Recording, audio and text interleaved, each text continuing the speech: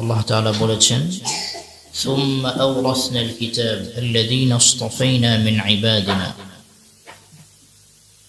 আমি এই কোরআন ওই ব্যক্তিকেই দান করি যাকে আমি স্বয়ং নির্বাচন করেছি। সুবহানাল্লাহ। আপনি চাইলেই হাফেজ হতে পারবেন না, আল্লাহ তাআলা চাইতে হবে, আল্লাহ তাআলার রহমত থাকতে হবে, তাহলেই কেবল হাফেজ হওয়া সম্ভব।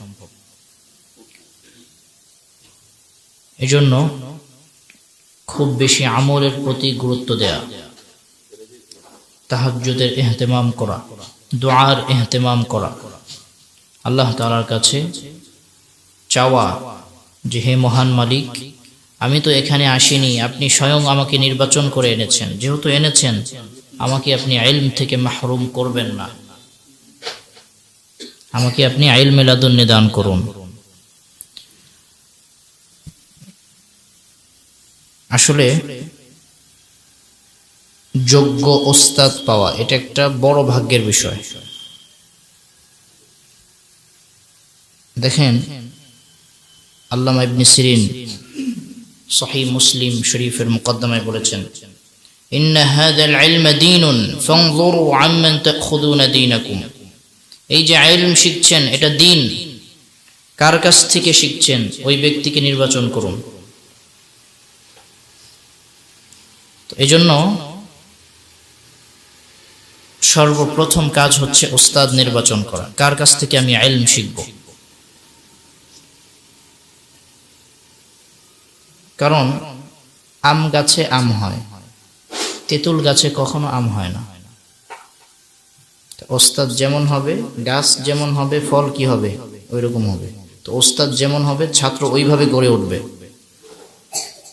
এই জন্য আপনাদের অনেক সৌভাগ্য, ভালো মাদ্রাসা এসেছেন, ভালো ওস্তাদ পেয়েছেন, এটা কদর করা চাই, সেইভাবে মেহনত করা চাই। পৃথিবীতে কেউ কোনো সেক্টরে ভালো করতে পারে না মেহনত ছাড়া। তো আপনাকে মেহনত করতে হবে, বড় স্বপ্ন দেখতে হবে, অনেক বড় স্বপ্ন দেখতে হবে, সুদূর প্রয়াসী, সে অনুযায়ী নিজের মেহনতটা করতে হবে। আপনি স্বপ্ন দেখবেন আমি কাবা শরীফের ইমাম হব। আচ্ছা, আমি যদি কাবা শরীফের ইমাম হতে হয়, কাবা শরীফের ইমাম কিভাবে মেহনত করেছেন, ওনার শুরুর জীবনটা কেমন ছিল, আমাকে ওইভাবে চলতে হবে। তো এই জন্য আল্লাহ তাআলা আমাদের প্রত্যেককে দ্বীনের জন্য কবুল করুন, আপনাদের প্রত্যেককে হাফেজ হাক্কানি, আলিম রব্বানি হিসেবে কবুল করুন। আসলে এত সুন্দর প্রতিষ্ঠান দেখে ঈর্ষা হচ্ছে যে আমরা ঢাকায় এরকম পরিবেশ কল্পনাও করা যায় না।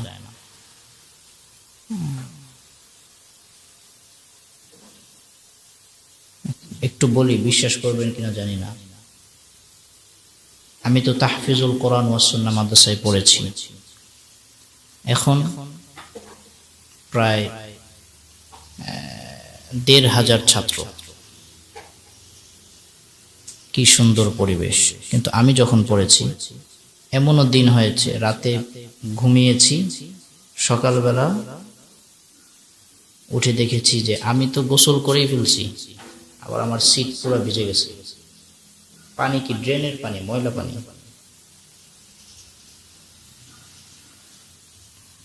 আমার ওস্তাদ কারি নাজমুল হাসান সাহেব হুজুর বলেছেন যে হুজুর অফিসের রুমে বসে মাছ ধরতেন। ওই পরিবেশ থেকে আজকে এত বড় প্রতিষ্ঠান।